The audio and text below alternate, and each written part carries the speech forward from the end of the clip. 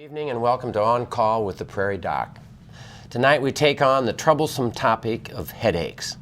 Our goal for the show is to share with you the causes of headaches, some of many symptoms that accompany them, the best treatments, and what you can do to lessen or prevent headaches. To help answer these questions tonight, we are joined by headache expert Dr. Carol Miles from Neurology Associates in Sioux Falls.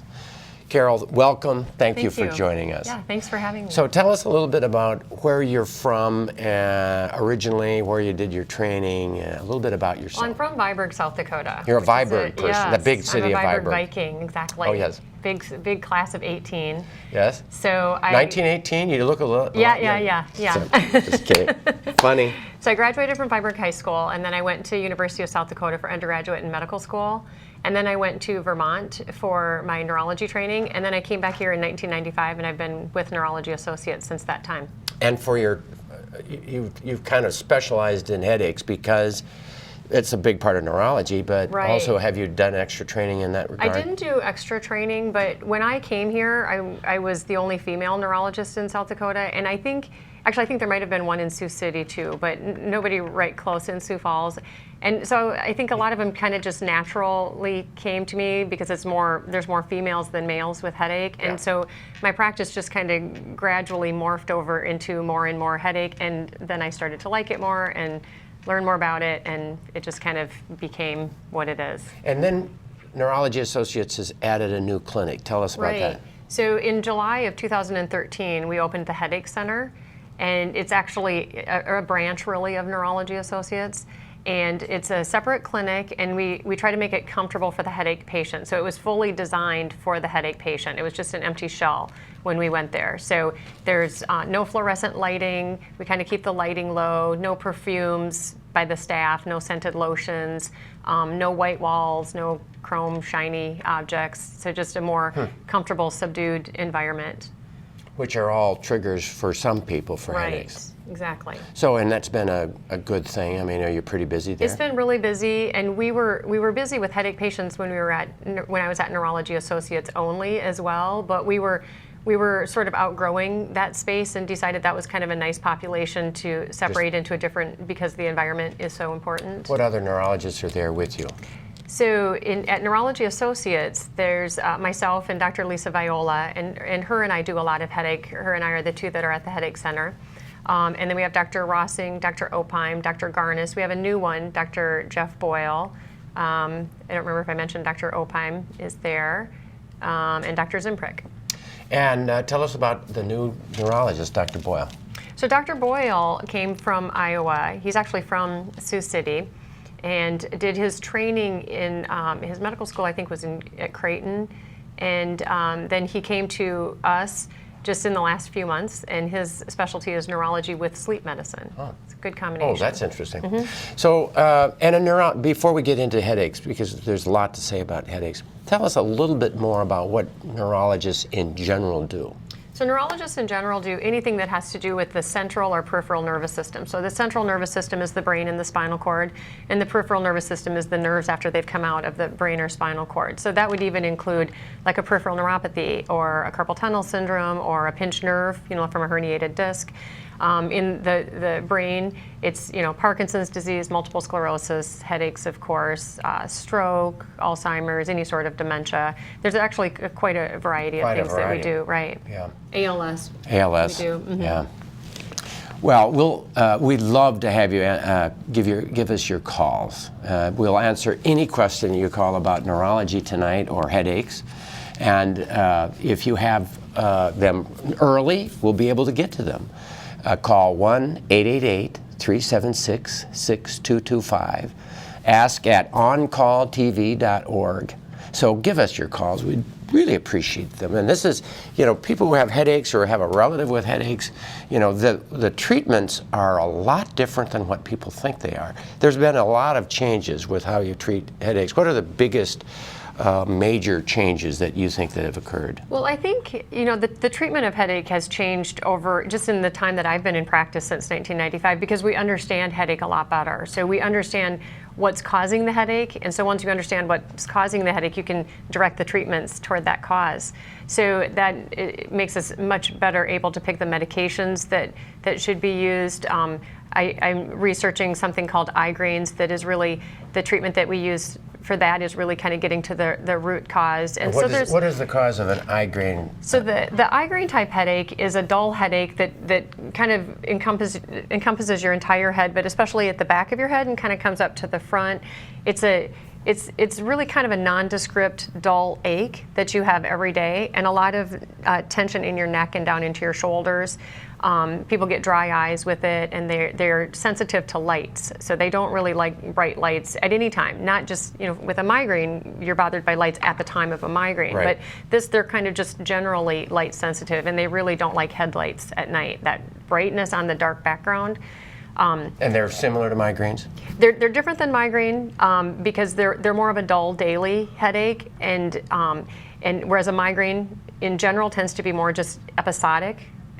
Sometimes people will get chronic migraine and they can become every day, but that's less typical. Right. So now, and the treatment for iGrains are entirely different. They're right. So an iGrain actually has to do with the interaction of your eyes with your brain. So since you have two eyes, each eye takes a picture, and that picture has to come together as one image in your brain. And if it doesn't come together fully as one image, if it's off a little bit, your brain has to correct it and get your eyes kind of right in that correct position.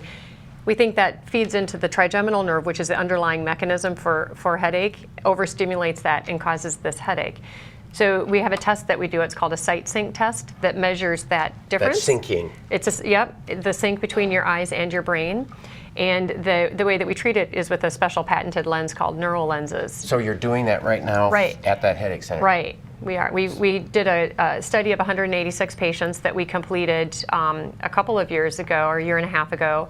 And so now we're moving forward with that, and actually we're setting up a more rigorous scientific study right now.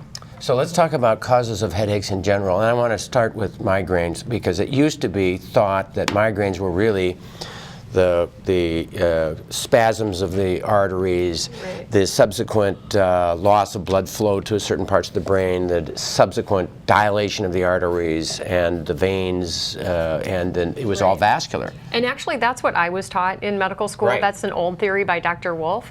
And actually, I had medical students with me today, and I asked them what they were taught, and they're taught the same thing.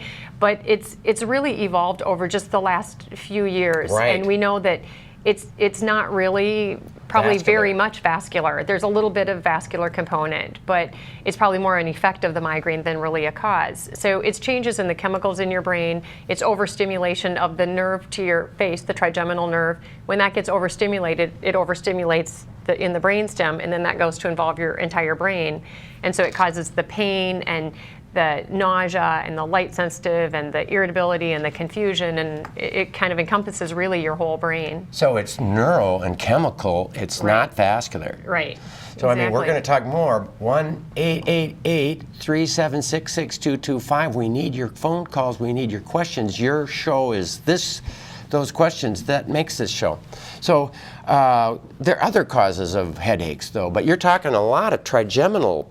There's this nerve. What is the trigeminal nerve? So we've got a drawing here. Show us what the trigeminal nerve is. It's the fifth cranial nerve, and there's really three divisions that you can actually see here. So there's the one division called the ophthalmic that's way up at the top here, and that's really the one that's responsible for migraines, because that one is it's the area where migraines are right through here. It also innervates the sinuses, which is why people that have migraines get a lot of nasal stuffiness and pain in the sinus area.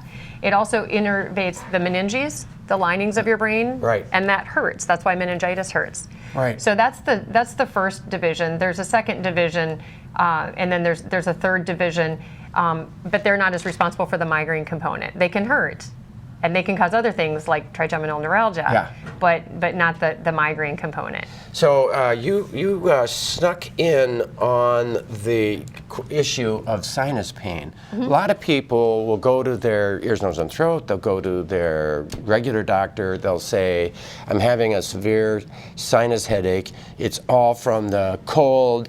and then I got a bacterial infection and give me a Z-Pack. Right. Tell me, how wrong is that? So actually, they did a study, and 70% of people that think they have sinus headaches is actually migraine.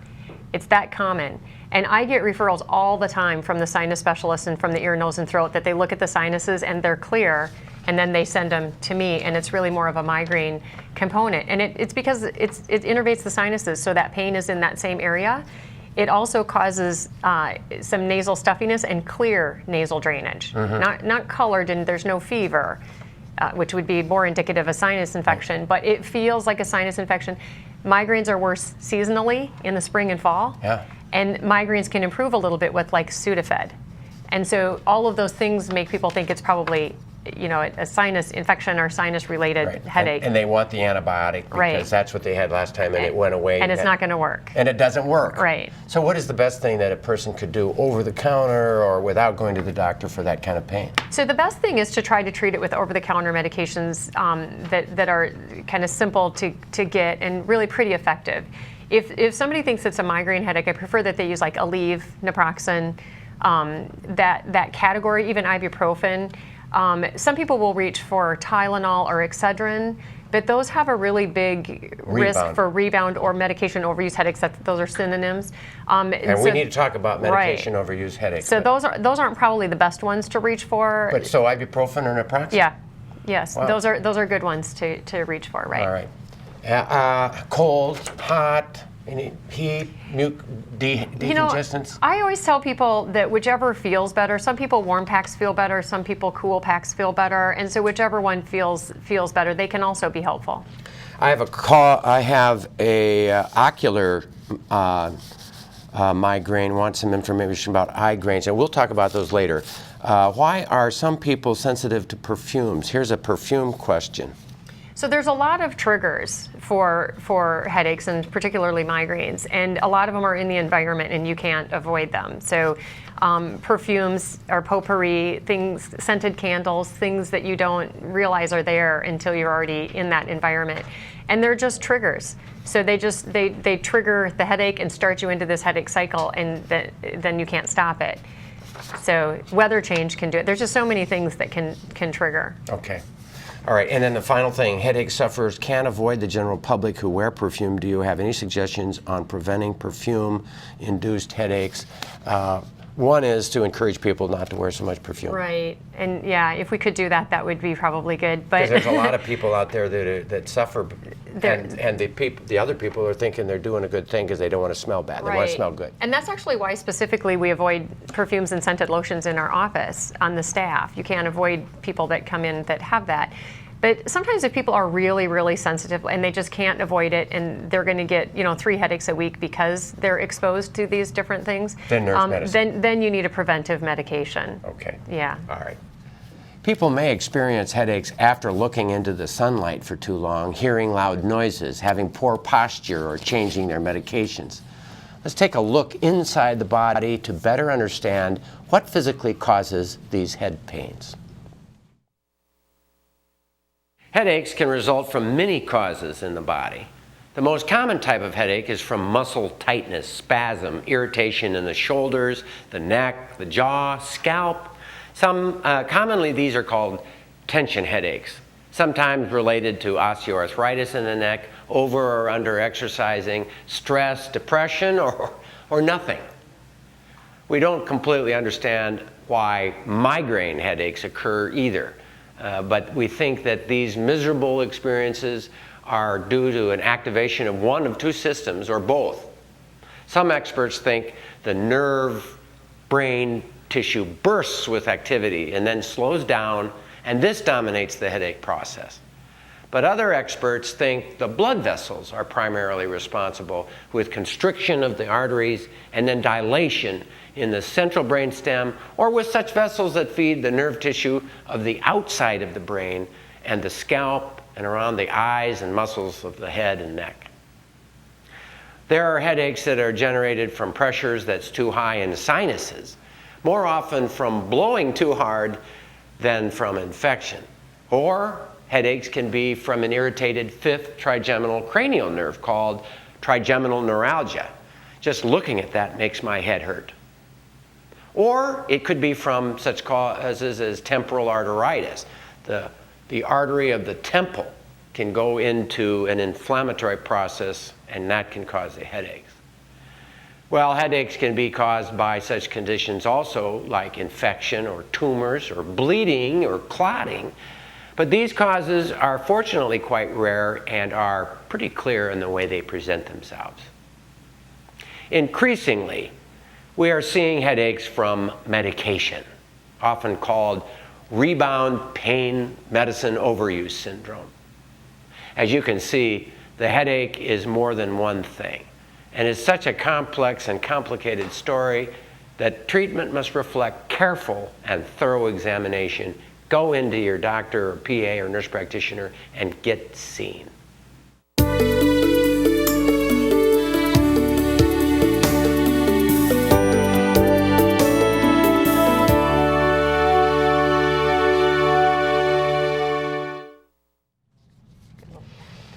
So make sure that you give us your calls and your questions at 1-888-376-6225. Let's talk about rebound pain medicines. I mean, it's shocking to me to think that the Tylenol might be one of the reasons why people have headaches. Explain that. Well, people that are prone to headaches are a little bit more likely to get what used to be called withdrawal headaches originally. Caffeine withdrawal would be kind of the most known type. And then they changed it to rebound. And then they actually changed the name to medication overuse so people know what they're doing. They know that what they're doing is actually causing the headache. Medication overuse. Right. And so medication overuse headaches happen if people are using any sort of pain medication, whether it's Tylenol or morphine. If they're using it more than 3 days per week, that's kind of a general rule. Some people can get it with a little bit less, some people with a little bit more. But if you're using pain medications 3 days per week for several weeks in a row, then you start to notice the medications lose their efficacy. They become less effective. You take more. And they just don't work, but people kind of keep using them sort of as a security blanket. Oh, I don't want that headache to come back. And they just get into this cycle. So it's amazing. I mean, the very medicines that we're using for a headache can be the reason for the headache. Right, and what the medication overuse headache is more of a dull, sort of diffuse headache. People always, if you ask them to describe it, they say it's just there. Because it's not really something that you can even describe, but they always have some degree of head pain.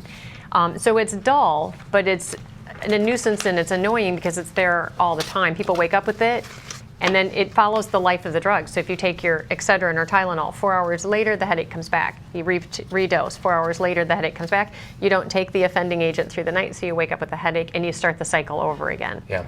So and it used to be that a lot of people had medicines with caffeine in it. Right. Is that even worse for a rebound? Well, caffeine is a big rebounder, as is Tylenol. So some of those medications have both of them in it. So Excedrin, Fioricet, they both have caffeine and Tylenol in them. I mean, but those are effective agents for migraine. Right. So they're effective agents if you use them infrequently. So for the person that gets one headache a month that's not very severe, Excedrin is great. It's cheap. It's fairly safe. It's a really good medication to use. Those aren't the patients that end up in my office, so I don't think I've ever told anybody to take Excedrin, but they're good medications. So used, now we have a roll in on an old Anacin commercial I wanted to show.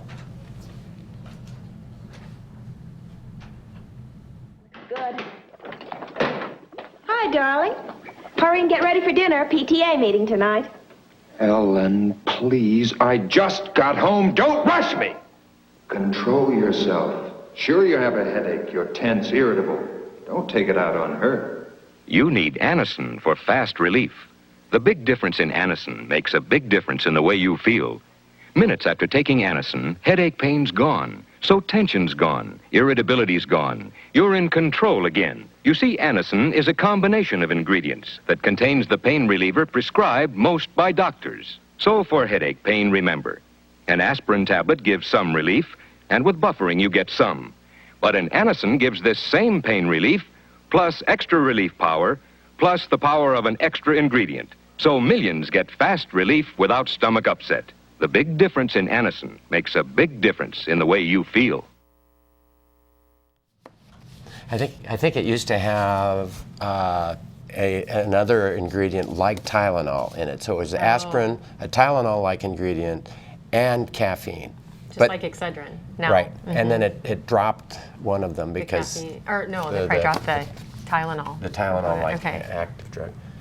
I hope we're not being negative about Anacin, but it's probably a very effective drug for an occasional headache, Right.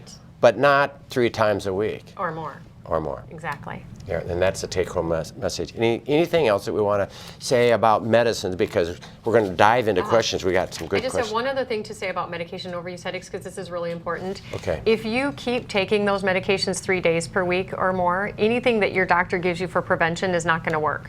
It's going to sabotage those efforts. So once you started prevention medication, then you have to come down off the whatever you're overusing, or it just won't work. So you have to just kind of wean your way down. How fast do you drop them? It's different for different people. So I usually tell people to do it over a couple of months, but if they're using a lot of it, it might take longer. If they're only using you one, taper very slowly. or they'll withdraw. Or they'll have And they'll get a withdrawal bad headache. Right. Yeah. One other question before we hit the questions. You're a runner. So how important is physical activity and prevention of chronic pain, for example, or headache pain? Right. Exercise is really important for headache prevention. It's one of those things that you can do that is not a medication. And it's different for different people how much they need to run. But we think it's probably about 20 minutes, 3 to 4 times per week. So it's not like a huge amount, and you don't have to run. You could go for a 20-minute walk. You could go do aerobics. You could go to the pool. You can go on the bike. Just get out there with the stroller. Just get your heart beating for 20 minutes at least 3 times per week, and that helps. I say every day. And 20 minutes every day, it is worth it. But why does it work? It probably increases the natural painkillers, the endorphins, and helps. It also causes some muscle relaxation, just from the relaxation effect of it. We don't really know exactly how it works, but it is proven effective. Very good. Right. She said it. Exercise is very important. Well, we have a question. How might diet affect one's susceptibility to headaches and migraines? So diet is also, your diet is full of different triggers as well. And I have lists of foods that can cause the headache, but everybody doesn't have the same thing. So I tell people the big ones. So too much caffeine is a trigger.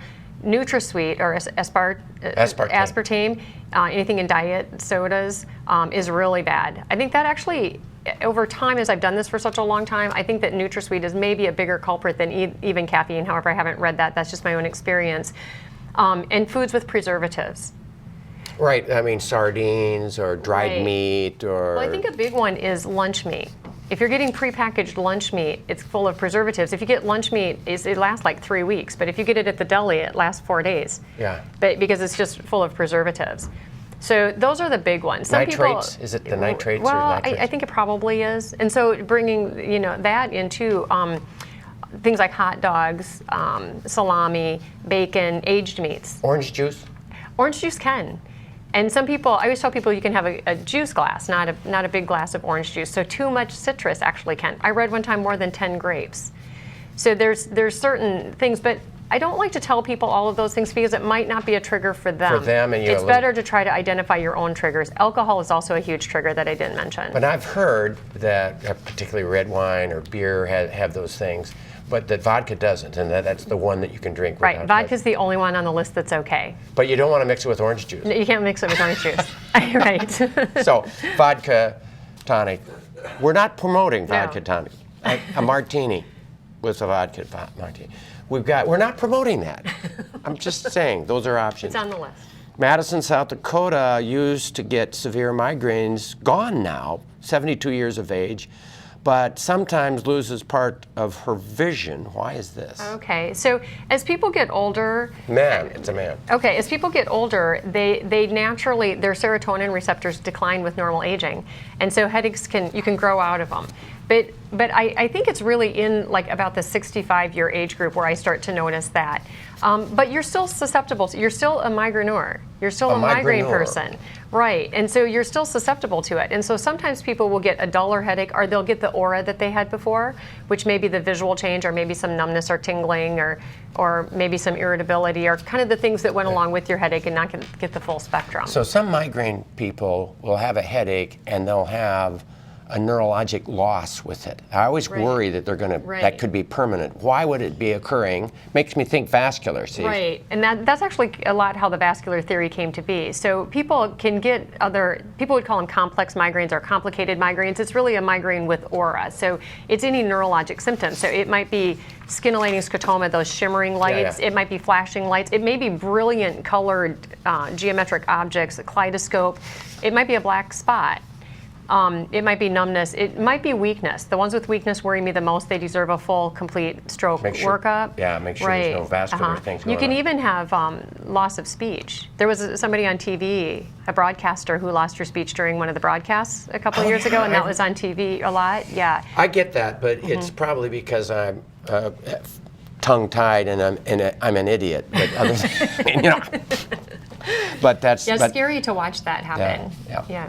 Okay, let's just roll through the questions. An 84-year-old Wakanda person, female, has how is vertigo related to headaches? So vertigo is actually one of those auras as well. So vertigo means a spinning type sensation. Right.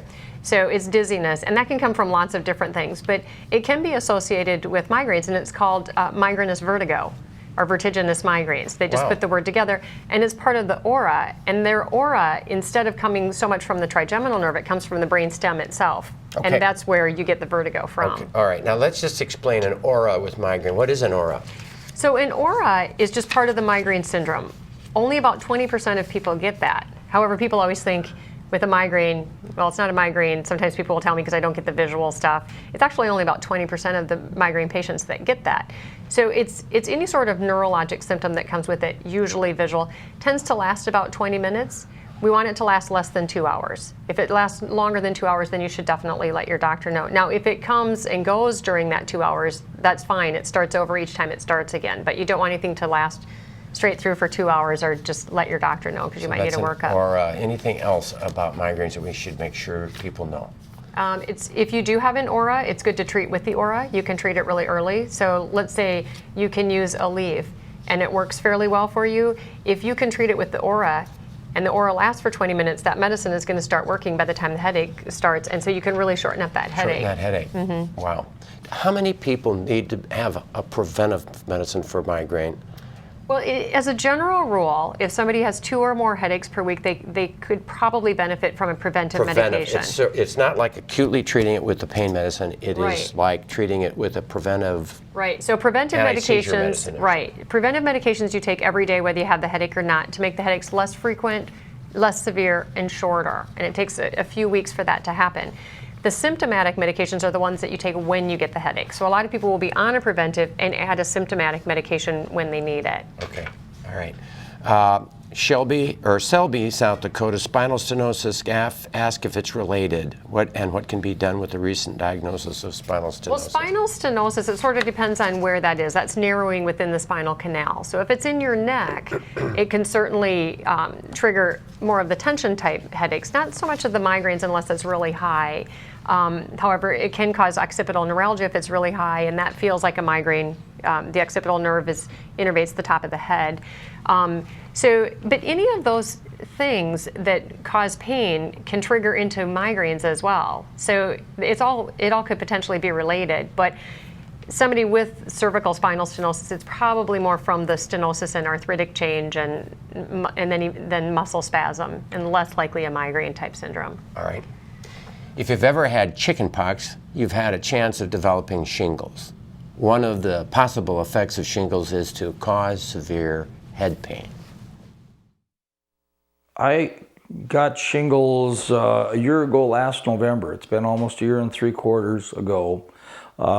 It started on this side of my head. And you can get shingles all over your body, but on the head is the worst place to have it.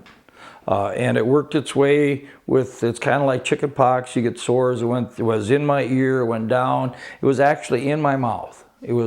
And this half of my face went numb because shingles can only be on one half of your body. It can't be on both sides. But literally, it split my head in half. This side was numb, this side was normal. And just the pain of having shingles is pretty bad. Went to the doctor, went through they give you herpes medicine, they give you gabapentin. Went through the regimen on that, and it cleared up and everything was fine. I went off the meds. And within 5 days, I'm getting up in the morning about 5 in the morning, and it almost feels like an electrical shock in the side of my face. And it went up to here and literally blacked me out. It was white hot pain, the most pain I've ever had in my life. I've broken bones, I've been in accidents, I do a lot of labor.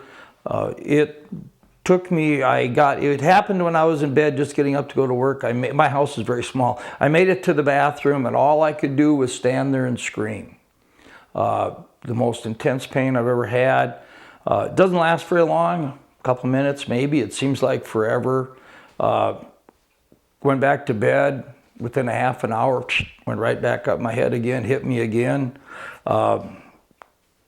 Same thing, it's the best thing I can say is just white hot intense pain. It would be like a blowtorch being on the side of your face. I found that if I took a damp cloth, didn't have to be cold, didn't have to be hot, put that on the side of my head and looked up, it went away faster. Don't know why, but that worked. Saw a neurologist and her suggestion was to take more gabapentin. Shingles is very painful. I was talking earlier with Rick's wife, Joni. If I'm in a crowd of people, I don't care what crowd it is or where it is, if you bring up shingles, 30 to 50% of the people that you talk to have had it. About the shot, I've talked a lot of people into getting it. I think they ought to give it to people earlier than they do. And I think they could give it to them earlier because I've talked to people of all ages. Now, I don't think you need to get it in your 20s or 30s, but I think mid-50s or so, I don't think it's a bad idea.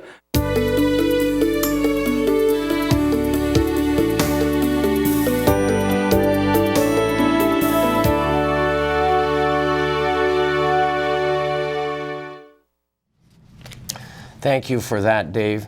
It's a very interesting story. I will point this out, that the CDC says 60 and older.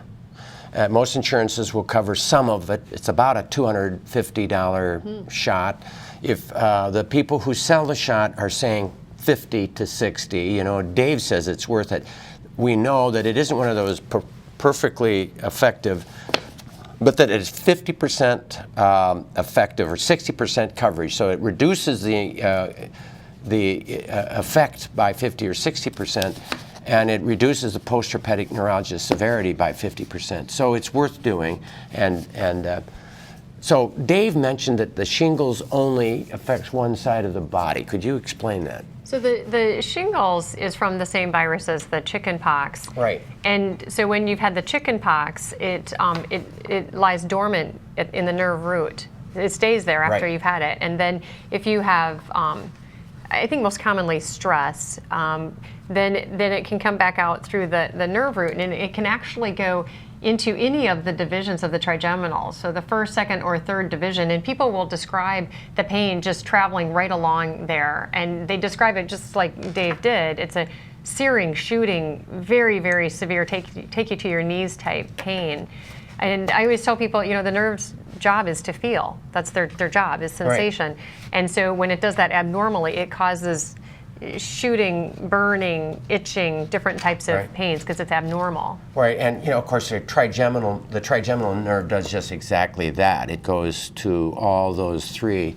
The question I would have is trigeminal neuralgia has been described by me. It sounded just like Dave's shingles pain. So it makes me think that many of those people with trigeminal neuralgia may have something like chickenpox, and maybe we didn't have the rash. What do you think of that? It may be that the rash was missed, but some people can just get it without any particular cause. It's also where that nerve is deep inside deep to the ear, there's an artery right by it, and that can just pound on it and cause that searing pain. So sometimes if you can't get rid of it with medications like gabapentin that he was talking about, or maybe carbamazepine, different anti-seizure medications, exactly, then the neurosurgeon can go in and put a little sponge between that nerve and the artery to prevent that damaging that nerve and causing that searing pain. What about post-herpetic neuralgia? I mean, people will have, for example, that'll follow this neuroderm. Let's say that it's this nerve, it'll wrap around, and then the front side another. Or it could go down the arm, or it could do the neck, or it could do the trigeminal nerve. What about treatment for post-herpetic neuralgia? I mean, cutting the nerve, or steroids, or treating it with gabapentin, or right. And those are all choices. So gabapentin we like to use because it's pretty easy to use. It doesn't interact with other medications. You don't really have to follow labs with it. Carbamazepine or Carbitrol or Tegretol, there's different names for that. That's really effective. It's a little harder to tolerate. It can interact with other medications. You've got to follow some labs. It can give people double vision or make them really wobbly with walking if that dose gets too high. Yeah. But it's really effective, and people will take that over nerve pain. Now there's a gabapentin-like drug called pregabalin, also Lyrica. Right. People are going to think about that. Right. Well, Another it's good much choice. more expensive. Is it any more effective? It's a cleaner drug. So it's like they took gabapentin and made it a little cleaner with fewer metabolites, and so therefore fewer side effects. I like to start with the gabapentin because it is cheaper, and it sort of really depends on their insurance company too, what the cost differential is. But I like both of them. They're both effective. And so oftentimes I'll start with gabapentin, see how high I can get on the dose. If the pain's gone and they're side effect free, then I'm going to leave them there. But if they're getting side effects and I would like to go higher, then I might switch them over to Lyrica. I think the idea of starting with the less expensive, you can say it's not that expensive for the patient because the insurance company's covering it. The problem is we're the insurance company. Increases your premium ultimately. It increases everybody's premium. Right. And so we have to consider the insurance company's cost or the government's cost, Medicare's cost. Exactly. When we're doing any drug. Right. So here's from Sioux Falls. Oh, I wanted to ask about cluster headaches. How are they different than trigeminal neuralgia? So cluster headaches are probably a little bit more similar even to, really kind of a trigeminal neuralgia, or even similar to migraine because it involves that same nerve. Cluster headaches are more common in men, and they can start in the 50s as opposed to in the teens or 20s or 30s that a migraine would. And it's a really strong searing pain as well. The patients that have that, though, they also get a watery eye and a runny nose, sometimes a red eye or a little bit of a droopy eyelid. And instead of laying still in a dark, quiet room, they pace around, bang their head on the wall, and it lasts about 15 or 30 minutes, which if you've ever seen somebody in a cluster headache, it's very anxiety provoking. They're very anxious, they're in severe pain. It's hard to watch it because they're so uncomfortable. So a migraine can last, usually would be 6 to 8 hours. This is 15 to 30 minutes, but a severe pain. So people come to emergency rooms with migraine headaches, with cluster headaches, with trigeminal neuralgia, and oftentimes their treatment is narcotics. How effective is narcotics for this kind of thing? I think we've gradually, in the emergency room, I think they've been doing a really good job at getting away from using the narcotics, at least where I'm working, I see that. There's medications that are much better to get to the root of the problem and help prevent it from occurring, to stop that pain, as opposed to a narcotic that's really covering up the pain. And the problem is you build up tolerance to narcotics. So kind of like the rebound, you keep using more and more and it becomes less and less effective. So what are those better drugs for a migraine in the emergency room? Well, in the emergency room, Toradol shot is a really good choice, which is ketorolac. Imitrex injection, the subcutaneous injection, is a good choice. Just getting a liter of IV fluid might be effective. Reglan, which is a nausea medicine, metoclopramide, very, very effective. Actually, there was a study that showed 20 milligrams of IV metoclopramide was more effective than Imitrex shot and with fewer side effects. So that's a really good choice. Reglan, Reglan, which is made what- for nausea. Right. But it helps for headaches, and I use it for headaches all the time. Metoclopramide. Metoclopramide. I also would use steroids in the emergency department in an IV. I use Depacon, which is a seizure medication that I would use. Depacon, which is, I've not heard of Depacon it. is it's an IV Depakote or valproic acid, and it's very, very effective. So I have a set order sheet in the ER at Avera that they can just kind of pick and choose what I like to use. Shooting pain in the head, a symptom of anything? I mean, people will get the shooting pain. Is that a migraine? It can be a migraine, particularly if it's lasting longer. Now, some people will get what used to be called ice pick headaches, and I really like that name. Now they've changed that to something called primary stabbing headaches. And those are those really sharp, severe headaches that last like about 3 seconds. And then you can get several in a day, and then they'll go away for months, and then you'll have it again. And it's a really bad pain. It's a variant of migraine. And so it's a little bit more common in migraines. But it's a bad pain. It's hard to treat it because it's gone in 3 seconds. The guy with the cluster headache, eyes watering, and he's hanging, running around the room, banging his head against the wall. Everybody in the emergency room would likely give a great big dose of narcotic. But you're saying, no, these other things. The Toradol is a better choice. Well, for him, I would probably use oxygen.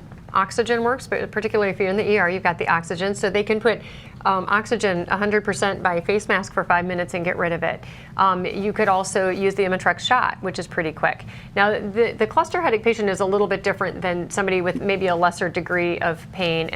And for those, again, if you watch it, it's very anxiety provoking. So giving them a couple milligrams of morphine to kind of settle them down while I can get the workup done is sometimes not unreasonable. You know, you always want to treat the pain, but you want to just not reach for the narcotics if you can help it. So I've had a nephrologist, kidney specialist on the show saying over drinking of fluids and hydration is a bunch of hooey. We don't need to push all this water. What do you say as a neurologist, a headache specialist? Is hydration or dehydration ever a cause? Dehydration can be. And actually, the reason we use IV fluids is if you give them a more rapid bolus of the fluids, we know just from experience that works. So let's say you have a younger patient or somebody that's pregnant and you just really can't use the medications. And so you want to do it as safely as you can. Or if it's a migraine person that's been vomiting all day, they're probably dehydrated. And so you need to give them the fluids, right? What is your view on the Cephaly electric stimulation unit that stimulates the trigeminal nerve? I like that. And it's sort of like a headband. It's a TENS unit. Right. It's like a headband. Meaning it just kind of gives you electrical a little shock. bit of an electric stimulation, right? And it's instead of, people use that for lots of different pains, and you just would put this patch wherever. This is one, it's got a patch that goes right on your forehead, and it's got sort of a headband, or it looks like you would put your sunglasses up on your forehead, and you do that for 20 minutes every day as a preventive medication. And the studies look good. I have a few patients that are using it, that like it. People that like that are people that don't want to take a medication, which is actually a lot of people. People with chronic pain, 80% of them would like to go down on their medications and use a device. So chronic pain, some people have fibromyalgia, they have chronic belly pain, pelvic pain, chronic pain. A lot of that's very much like headache. But the pain medicines are not always a very good treatment, and of course narcotics in particular. Well, narcotics have so many side effects. They can cause constipation and belly pain and blurred vision and confusion, and in elderly people, if they're confused Falling, and they fall, right? Fractured hips. And so and then of course there's the addiction. So my preference is always to avoid narcotics.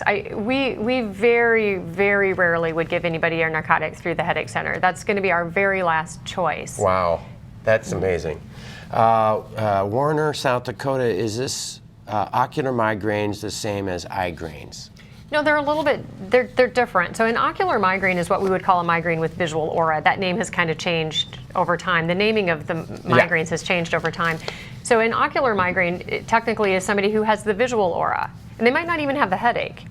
They can or they might not. And they have the little word. They can have the scintillating scotoma, which is the shimmering lights. They can have the flashing lights, the kaleidoscope, a black spot that kind of floats around.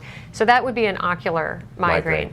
The eye grain is a little bit different, and it's more how your eyes work together. And if they're not working together and synchronized in your brain, it causes a dull daily headache, and not any sort of flashing lights or black spots or anything. So they're different. The biggest clue to eye grain that you could know is what would clue you in that you have eye grain? The biggest thing is chronic daily headaches and neck pain.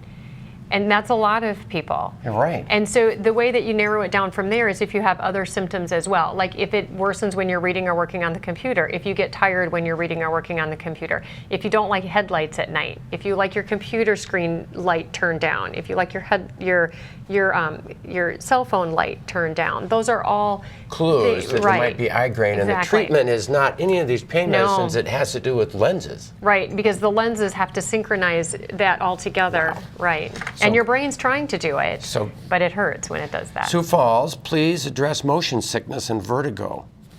So motion sickness is really common in patients with migraines. And so a lot of times people will have motion sickness when they're younger, and then over time they kind of evolve into the full migraine syndrome as well, but remain kind of motion sick. We don't know exactly why that is. We think it has to do with the hypothalamus probably, but we don't really know for sure. And so the motion sickness can be a little bit different than vertigo. You don't think it's the semicircular canals of the I don't think so, not as far as the migraine component. Certainly if you have a problem with your semicircular canals, you can get those things as well. But vertigo is a little bit different than motion sickness, because vertigo is really a true spinning sensation or a sense of motion, and that can also be part of the migraine syndrome. So you can really have motion sickness, or you can have vertigo, or you can have both. It's just part of the syndrome. And you might be able to treat it with gabapentin you can treat them with any of the migraine. You can treat them with any of the migraine therapies. So gabapentin is okay. I don't love that one as much. Carbamazepine, I use that for the trigeminal neuralgia, not really for the migraines. So the best medicine for migraines, verapamil. Well, I like verapamil. Anybody that's had my patients knows probably that I like verapamil. It's a blood pressure pill, a calcium channel It's a calcium channel blocker, and the studies don't hold that one up as well, but I really, over 19 years of doing this, I really see that one to be very effective. You can also use beta blockers like propranolol, atenolol, metoprolol. Those are common. You can use antidepressants like nortriptyline, amitriptyline, venlafaxine, which is Effexor, all good choices. Botox is great. We haven't talked about Botox. Botox is a great choice for chronic migraines. So you have to have 15 or more headaches per month for at least 3 months to get that, and have tried at least 2 other preventives. And it's expensive. And well, it's now covered by the insurance companies because it's FDA approved for chronic migraine as of 2010. And the insurance companies have to pay how much? You know, I'm not sure exactly. I think we pay $500 a bottle before we open it, and it comes as a precipitate, and you mix it up, and before we inject it and do any of that. It's expensive. And I'm not sure, actually. I haven't looked at that. But if it works. Right, if it improves somebody's quality of life and they're able to go to work and go to soccer games and get back into life, then it's worth it. Another preventive we didn't talk about just right now is the Topamax, which is one of my favorite ones as well. Topamax, which is? Yeah, which is topiramate, which is a seizure medicine. So I like topiramate, I like Botox, and I like verapamil as probably my favorite choices, but it's very individual. Topamax makes you a little groggy? It doesn't usually make people so groggy as it can cause a little word finding difficulty. Yeah. And so a little bit of cognitive slowing. Right. And so that's a problem. I haven't been taking Topamax. I wanted to add that. Quickly, MSG for headaches? So MSG, again, is a trigger. So MSG is really known for being in Chinese food, but it's also in like things with a lot of flavor, like flavored chips, like barbecue chips. It's in a lot of soups. It's in a lot of things. You have to look at the label. Chinese food. Chinese food is the most. And it will cause headaches in some people. Right. It's a pretty strong trigger. Okay. Mm-hmm. All right. We'll be back right after this. But what if Mary comes out of the coma? I will forever be with you, even if she walked through that door right now. How's it going?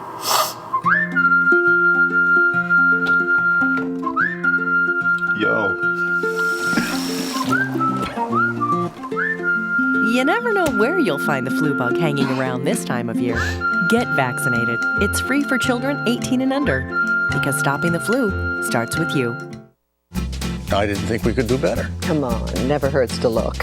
So we went to Medicare.gov. Found lower copays. We're happy. Medicare open enrollment. You'll never know unless you go.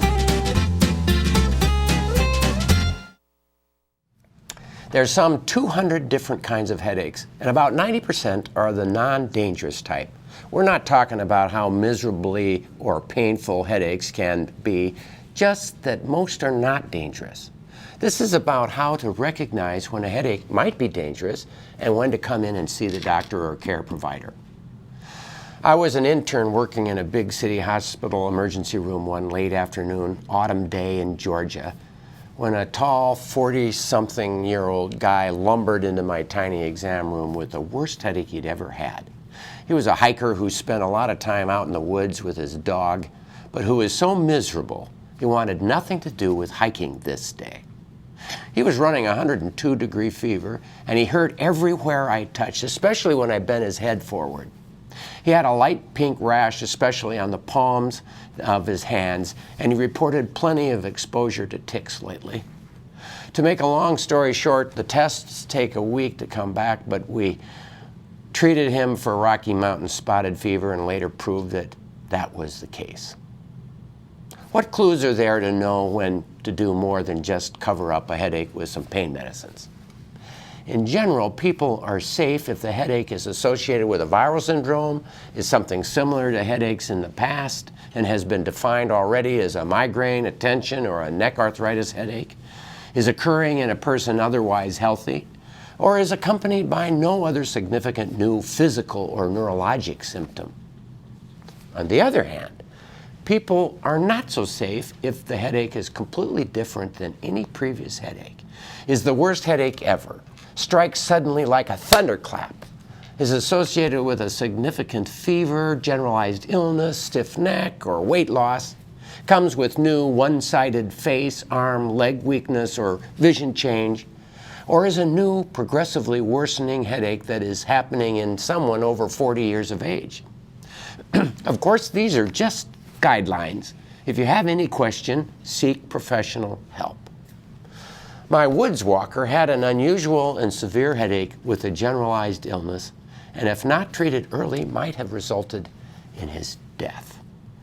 As an intern, I was glad I'd been listening during the lecture on the causes of headaches.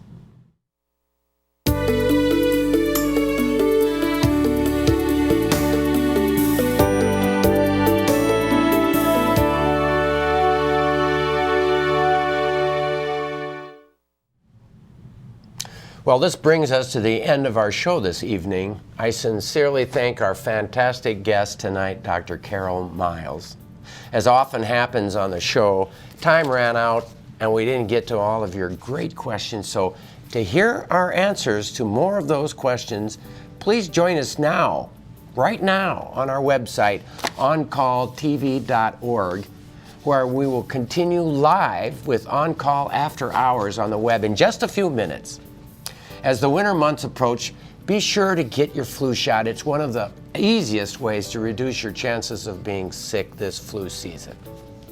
On Call with the Prairie Doc will not be on next week, as South Dakota Public Broadcasting will be airing high school football championships.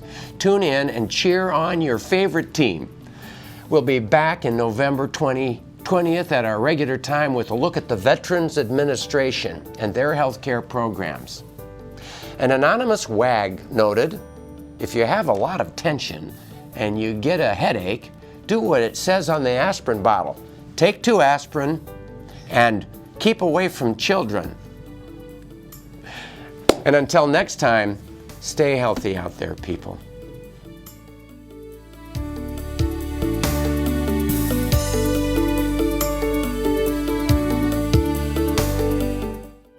While the U.S. veteran population is expected to fall from 23 million in 2010 to a projected 14 million in 2040, they will always be an important part of our society and deserving of our care. The Veterans Administration is charged with overseeing that care. Lessons from the VA. Next time on Call with the Prairie Doc.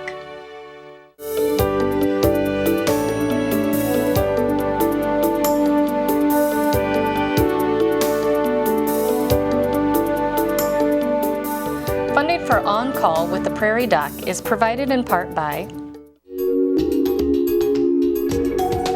Avera is a proud sponsor of On Call on South Dakota Public Broadcasting.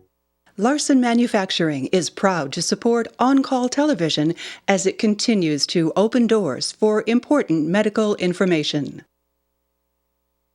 And by the South Dakota Foundation for Medical Care, the Medicare Quality Improvement Organization for South Dakota. Additional funding is provided by Aberdeen Asthma and Allergy, Brookings Health System, Dr. Mark Bubach with Dakota Allergy and Asthma, Dakota Care, Dakota Dermatology, the Orthopedic Institute, Physicians Care Sanford Clinic Community Service Committee, and Swiftel Communications. Closed captioning for On Call with the Prairie Doc is provided by the generous support of Avera, Brookings Health System, and Fishback Financial Corporation.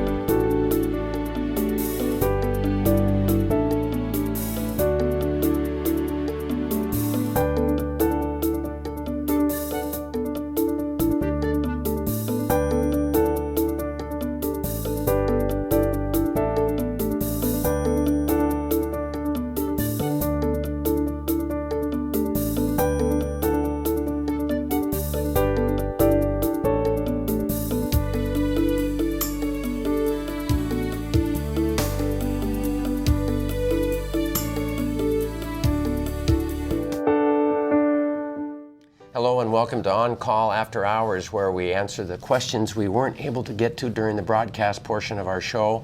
All of your questions are important to us, and we want to answer them as well as we can and as many as we can. So let's dive into it, Carol. Thank you so much for staying late. Welcome. Volga takes Tylenol for back pain. Does it matter if she switches from Tylenol to ibuprofen and back again? Some people that do not have headaches may not develop rebound type headaches, so it sort of depends on if that's part of her story. But switching from one back to another one doesn't help as far as the rebound component. It may help as far as the back pain component, but you're not less likely to get rebound headaches by switching. But as a generalist, I'm not a fan of ibuprofen because there's so much kidney problems and blood pressure problems and stomach problems. So I kind of think that's a reasonable thing. And if you don't get headaches from the Tylenol, then great. Right. Vehicle accident 84, fourth nerve palsy, vision, different types of lenses alter other than prisms. So the fourth nerve palsy is a little bit different than what I was talking about with eye grains, and it causes kind of a skewing of your vision, and they require prisms. And the optometrist and ophthalmologist work with that, but it can cause a headache because your eyes are not aligned, and it causes double vision. And then you put the prisms on, it realigns your vision, and then that can improve a headache component. If there are headaches, you might keep on plugging away. Right, you might just need some change in your prism, but the ophthalmologists work very closely with that. Those are hard. They're tough. Yeah. Vermillion used to call silent migraines aura with then optical migraines. So I think probably what they're talking about, they used to say if somebody had an aura and no headache, they'd call it an aura without a headache, or a silent migraine. I think that was even before my time that they called it a silent migraine. It was during my time. And so now we would just call it a migraine aura, and I would, if I was going to write that down in my notes so that I remembered, I would say a migraine aura without the associated headache. It's just different terms. Surgery for trigeminal neuralgia. So the surgery is what I was speaking about, where they'll put the little sponge between the artery and the nerve. Or which do they ever kill the nerve? They can do that too, but then you're going to get numb. Right. And actually the pain can come back too. So it's not a great fix, and it hurts to get that done. Now it sounds like a pretty little thing to put a sponge between a nerve and an artery. I mean, you and I could do that, sounds like. But it's really deep in there, so it's not a little surgery. It's a big deal. But it works pretty well? But it can work, right. Yeah. And I've heard for post-herpetic neuralgia, cutting the nerve doesn't seem to take away the pain. Yeah, it might not. It's just like phantom limb pain, you know. If you lose an extremity, it can still hurt because the nerve knows where it was supposed to go. Yeah. So it can still hurt, right. Yankton, linkage, MS, headaches, and trimoralgia. So MS can have a lot of different things with it, and it can affect the trigeminal nerve. So you can get trigeminal neuralgia. Headaches are probably less common as part of an MS syndrome, but if somebody's got a lot of muscle spasm, then they'll get that. It's not necessarily associated just with migraines, but you can certainly have migraines and also be somebody that got MS, and they can occur together. Brookings, 45-year-old male. I have daily headaches, not one side of my head in the inner eye area. I'm also very sensitive to light. When I take anti-migraine meds, I feel like I'm choking. What are your recommendations? So that sounds like it's probably a chronic migraine, because a migraine is one-sided and in the area of the eye, the light sensitive, the stuff that he's describing. So he's probably somebody who's changed from an episodic migraine person to a chronic migraine. That over time became a chronic daily. And that's somebody who would really need to work with a doctor to see which medications, because I'm not sure what would make him feel like he's choking. There's just so many medications that could be, but probably needs a different choice of medications. Probably definitely needs to have something that helps break the headache cycle, and then needs a preventive and needs something to take at the time. So that would be a complicated one. So a perfect example of drugs, if he was without having been treated before, you would pick?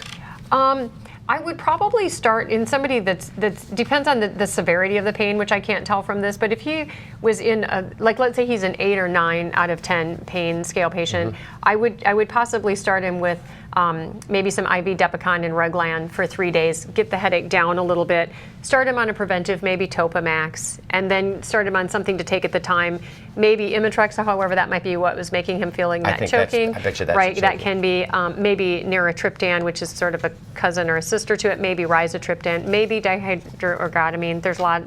There's lots of choices that I would have in mind for somebody with that story. All right, go to your headache clinic. Go to a doctor, right. Brookings would like to know more about ocular migraines and the cause. And it's just, what are the causes of migraines in the sentence? You know, we think it has to do with overstimulation of the trigeminal nerve, but there's other nerves that are involved, and it involves the occipital cortex, which is why you also get the ocular migraines. There's something called cortical spreading depression, which is not depression like, sad depression. Yeah, it's depression of the nervous system. It occurs in the occipital lobe, which is where vision comes from, and so that'll give you those visual symptoms. So there's a lot of theories, and there's a lot of change in what we really think is causing migraines, and it's not really fully known. Right.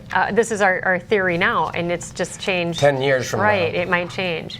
Rapid City, 72-year-old male, address, what they understand, MSG, high fructose corn syrup, migraines, acute. The caller gets acute nausea, almost as if it's an allergic reaction. Well, and it certainly could be an allergic reaction as well, but typically if it's associated with a headache, it's more just a trigger, and it's triggering the headache, which is giving you the nausea. And I haven't really heard the high fructose corn syrup before, but that might just be that person's particular trigger. And so if it does it more than once, that is still your trigger, even though it may not be written up somewhere. It's probably still your trigger, just like the MSG would be a trigger. So you identify your triggers, and then you avoid them as best you can. Right. And if it's constant, then you do a preventative like... Right, like Topamax or nortriptyline or a beta blocker, lots of choices. Calcium channel blocker, right. Sulfal's Coumadin, does that have effect on headaches or migraines? Coumadin is warfarin with blood thinner. It's warfarin. It's not something that I would use for headaches. can't say I've seen that worsen headaches. It certainly increases your risk of bleed in your brain, and that would cause a headache. But people just on chronic Coumadin for whatever, I don't really see that as causing headaches. Right. Are there auras associated with eye headaches as with migraines? I guess that we've talked about Yeah, I think that's probably been answered. I think so too. Brandon, 74-year-old female, do you know of any treatment of MGJD? I'm not sure. Treatment for, I'm just thinking, how about, no, it's not temporal mandibular joint, TMJ. I'm not sure what they're talking about on that. Let's take the question of TMJ. Oh, maybe it could be TMJ. So TMJ is really an abnormality with the joint of the temporomandibular joint, and they'll get some popping, and sometimes it'll stick, and it hurts. And so that causes headaches right, like deep in the ear and in this area here, and go to the dentist. Yep. Yeah. But sometimes, do you think that some of these people with temporal mandibular joint syndrome, chronic pain from that, might also be having migraine? They could be. It's in the same area. Yeah. Right. It is. Sioux Falls, different between dizzy and headaches. Can blood pressure pills cause dizziness? Right. Well, so that's something that if somebody started on any of the blood pressure medications for headache prevention, they can start to get lightheaded. And that means that that's probably not the right choice for them, or maybe the dose needs to be decreased. Reduced. So that's when I would switch to a different preventive medication. All right. That and many of the preventives are blood pressure pills. Right. Right. So you don't want to go so low as you're having lightheadedness and you're going to fall. Exactly. Vermilion, 67-year-old woman, current patient of Dr. Miles. Explain what kind of headaches accompany a concussion, mild or severe, and how does treatment differ for those headaches compared to a regular migraine? So concussion-induced migraine. So any sort of concussion or traumatic brain injury can worsen somebody's headaches if they were already a migraine person, but it can also bring out headaches in somebody that wasn't a headache person before. And interestingly, it doesn't matter how severe the trauma was. It can be a slight bump to the head and they get terrible headaches. It can be a big car crash and they don't get any headaches. And so it doesn't necessarily have to do with the severity of the injury. Oftentimes those will go away as any post-concussive syndrome in the course of about 2 to 4 weeks, but sometimes they do go on longer than that. And I always treat those just like I would treat any other headache. If it sounds like a tension, I would probably use nortriptyline and maybe some Aleve or maybe a muscle relaxant. If it sounds like it's really brought out migraines, then I would use any of the migraine medications. Okay. Rapid City, caller gets a headache relief from extra strength Excedrin. Her doctor put her on Plavix. What is the correlation between Plavix and Excedrin? So Plavix and Excedrin are, I would probably recommend talking to your doctor to see if you should be on them both, because Plavix and aspirin together is going to increase your risk of bleeding anywhere, including in your brain. So Plavix is an antiplatelet drug that people use after heart disease or if a stroke risk. Right. And so, Excedrin has aspirin in it. Right. And so it certainly could be, with the approval of your doctor, you could take one Excedrin a day, but you probably don't want to be taking more than that. So that's one that you should definitely talk to your doctor. You would suggest a different kind of a headache treatment. Right. I mean, maybe, let's see, with the age, Tylenol might be an okay choice. You probably don't want to use like Aleve or ibuprofen, because those with Plavix aren't going to be your best choice too either. Right. So what do you suggest for a plain old headache? Tylenol, probably, in this case. In this situation, I would probably recommend Tylenol. But the problem with Tylenol is there's a lot of rebound. The rebound. So I would say Tylenol, but no more than 3 days a week, if you're going to do it several weeks in a row. All right. Right. Rapid City, 32 years of age woman. How does Excedrin work? Why is caffeine good, and what does it do? Well, caffeine is interesting because people know that caffeine, if you're starting to get a headache, you can drink some caffeine and the headache goes away. So it can be used as a treatment if you don't use it too much, and if you don't use it every day. But if you're using it every day, then you rebound. So it just becomes a rebound phenomena. Right. So what people will find is if they don't use caffeine very much, it's a great treatment. It works. But if you use it every day, it just isn't going to work, and you can rebound from it. But Excedrin really works because it's a combination medication. So it's got Tylenol, aspirin, and caffeine. It's really kind of hitting it from 3 different angles. So that's why it's a good medication as long as it's not overused. Not more than 3 times a week. 3 days a week. 3 days a week. Right. Mm-hmm. And of course, if you don't have headaches and you drink 2 pots of coffee a day, like yours truly, it isn't a problem. You're just not prone. You could maybe take Tylenol 3 times a day every day and not get a headache either. Right. People with headaches are more prone to them. We don't know why. All right. Sioux Falls, 61-year-old woman. Dr. Miles, what would be her advice for someone who has tried cephaly unit for the prescribed 3 months and it was unsuccessful? That just might not be the right choice for you, there's because other you treatment. can't just turn it up or anything. Do you use, do you believe in acupuncture? Yeah, acupuncture is good. And acupuncture has actually good scientific basis to it. And if you're somebody that doesn't want to use a medication, like a lot of times the people that want to use the cephaly are people that don't want to use medication, that might be a good choice. Sometimes if we could put somebody on like a preventive medication, bring that headache down a little bit, then maybe the cephaly will work better. So I wouldn't throw it away, but maybe see if you need an Something adjunctive therapy with it, yeah. Wyoming, Sheridan, Wyoming, extreme debilitating migraines. Do you know anything about this condition, Chiari malformation? So Chiari malformation is something you're born with, and it's basically your brain sits a little bit low, so the cerebellum is just a little bit below the base of the skull. And we know patients that have that are more prone to headaches, and particularly daily headaches, a lot of times headaches that are in the back of the head. I like to treat them like any other headache patient, try to use the medications. Sometimes, particularly with that sinking down further, they need surgery, but surgery is not the perfect option. You're going to have alteration of the muscles back there. They're going to cut your skull. They open up the hole where the spinal cord is coming through, and that opens up a different set of problems. So I prefer to avoid the surgery for the Chiari malformation unless their serial scans are showing that it's sinking down. Huge answer for her. That was very important. 92-year-old gentleman. I have headaches and stomach at the same time, triggered by light and sound. This started several years ago. So that even though he's 92 and should have really grown out of them, some people will still have them. So again, in somebody this is a migraine headache. That's probably, because with all those symptoms with it, it probably is. And so if you get those once in a while, then using Tylenol and treating early, right when you get the symptoms, will probably shorten it up. If you get it frequently, like let's say 3 times a week or more, you might need a preventive medication, so go to your doctor for that.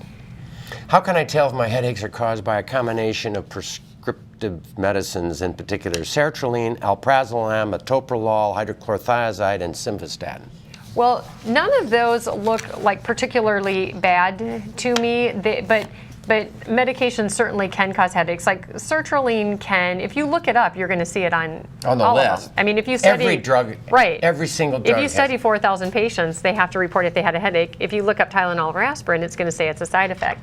But metoprolol is one we use. Alprazolam is actually helpful for headache. Hydrochlorothiazide doesn't make it worse. Simvastatin maybe. Could. Right. That definitely causes and sertraline muscles maybe. and bone pain, probably 20-30% of the time. It's I give it a 2-week trial off of the medicine, then start it again and see what happens. But that's a really good point, though, that you should always look at your medication list with your doctor and make sure that's not the cause. Right. ACE inhibitors can cause all sorts of weird side effects, so those are another group, but that's not on his list. Here's from Yankton, 23, wants to know more about the genetics involved with chronic migraines. So migraines are certainly hereditary. So if one of your parents has migraines, each child has a 50% chance of getting migraines. If both of your parents have it, each child has a 70%. It's not really, as far as, we don't know that it's linked to a specific gene. There is a particular headache type called hemiplegic migraine that's linked to chromosome 19, but the rest of them we don't know yet. But it is clearly hereditary. But it runs in family. Right.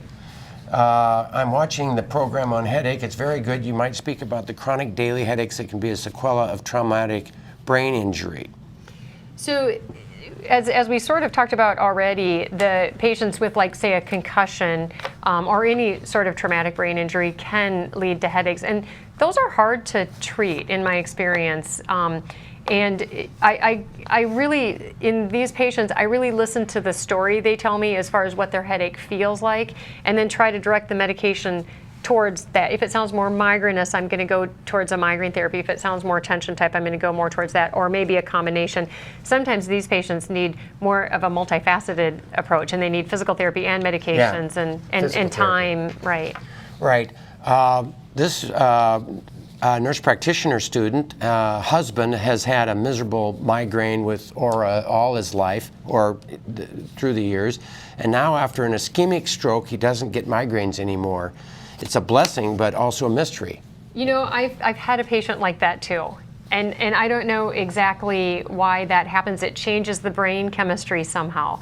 And I don't know how to answer that specifically because I haven't read that specifically, but I have seen that as well. And they're always happy, but it is odd. Do people who have migraine headaches have a tendency to have a stroke? Is there a higher risk of stroke in that group? They are at a higher risk, particularly if they have a migraine with aura. And I like not to worry people about that, because if I have a 20-year-old sitting in my office and they have an aura, I will tell them you have a slightly higher risk of stroke, but it's still such an incredibly low risk. So if I take the 20-year-old with migraine with aura and the same exact person without the migraine with aura, the one with the migraine has a higher risk, but they're both so incredibly low. Right. So yeah, but there is a higher risk, right? Yeah. 51-year-old Hovind, South Dakota, headache intensely increases with stress or tiredness. Any tips? And right, and again, that's a trigger. They're triggers, stress and changing your sleep habits. So if you can't sleep or you don't get in bed soon enough, you can worsen your headache. So it's not just the number of hours. It's not just the number of hours. It's getting to bed at the same time and getting up at the same time. So if you have insomnia, definitely get into your doctor and get that treated. I don't treat sleep disorders, but it's very important to treat that. And sometimes people need to see a sleep specialist. Maybe they have sleep apnea. There's certainly triggers. Sleep apnea is a real It's a big factor. trigger, right? Yeah. So I would probably talk to your primary about the stress and the sleep and see if that needs to be treated. I'm not a real fan of benzos. I'm afraid if you go to some doctors will prescribe Ambien and benzodiazepam-like drugs for this. But for headaches, where do you fit in your treatment? I don't use them very often, just because I usually just don't need them. But I would say that they're best to be avoided as well, just because of the other issues that can lead to. But it can help muscular tension, so it can work for that. After surgery, let's see, the patient has sinus infection, no barrier on the right nostril, or no. I'm not sure what barrier. The patient does not have I think probably a septum in the right upper nostril. Can bacteria or viral agents enter the brain? Well, yeah. I mean, the viral or viruses and bacteria, if there's any connection, certainly you can get a meningitis. That's a good question for the neurosurgeon or whoever did that. Sinus surgery is whether they need to have something to fix that space. My guess is that it just opened up the areas into the sinuses, but this is not going to open up the cribriform plate that separates. If it's not through the dura or the lining of the brain, you're should safe. be good. Right. Right. A food item that Dr. Holm gives people with urinary tract infection in nursing homes, well, that's vitamin C. Oh. So I use vitamin C in people with chronic urinary tract infection, and it reduces it in a nursing home scenario 4 times a day. She thinks it was mentioned in a previous episode, wants to know if it's what it is and what it contains. So what about vitamin C, supplements, any supplements helpful for headaches? Magnesium is, and there's some with butterbur and feverfew. Herbal. So butterbur, feverfew, and magnesium are all proven therapies. And for preventative. Right, for preventive, exactly. And so I always tell people just go ahead and get that at your pharmacy. Look on the bottle for the dosage. Butterbur, feverfew, right, and magnesium. But magnesium will loosen your bowels. There's some people like that. That's a no. If you have on verapamil, you're constipated, so then you add the magnesium. Right, they're better. And how effective are those agents? I mean, a little. They're pretty good, actually. And they're maybe not as effective as some of the prescriptive medications, but they're safe, and they're probably cheaper. I guess I haven't priced them, but they may be cheaper. I think they're probably cheaper. Carpal tunnel, had surgery, still bothering her. What is the recovery time to feel better? That's separate from our issue, but we appreciate it. Any comments about carpal tunnel syndrome? You're a neurologist. Right. I don't really, we diagnose the carpal tunnel and then we send them on for the surgery, and I don't see them so much afterwards, but with any sort of nerve injury or anything that you've done to the nerve, it can take 18 months for it to heal. Nerves are slow. They're bad healers, and they're slow to heal. Any take-home message that you would want people to go home with after this is our last? I think the main thing is if you have chronic daily headaches or headaches that are affecting your life, it's worth going to your doctor because there are a lot of treatments. And if there's anything we can do to improve your quality of life, it's certainly worth it. You bet. Well, we so much appreciate you coming and your wonderful knowledge base for us, helping a lot of people. Thank you for joining us on our website. We appreciate all of your questions and the opportunity to answer them. Remember, we're being preempted by the South Dakota High School Football Championships next week, but be sure to join us November 20th on South Dakota Public Broadcasting at our regular time as we discuss the Veterans Administration. Find more of our media online and follow us on social media. And until next time, flu shot, stay healthy out there, people.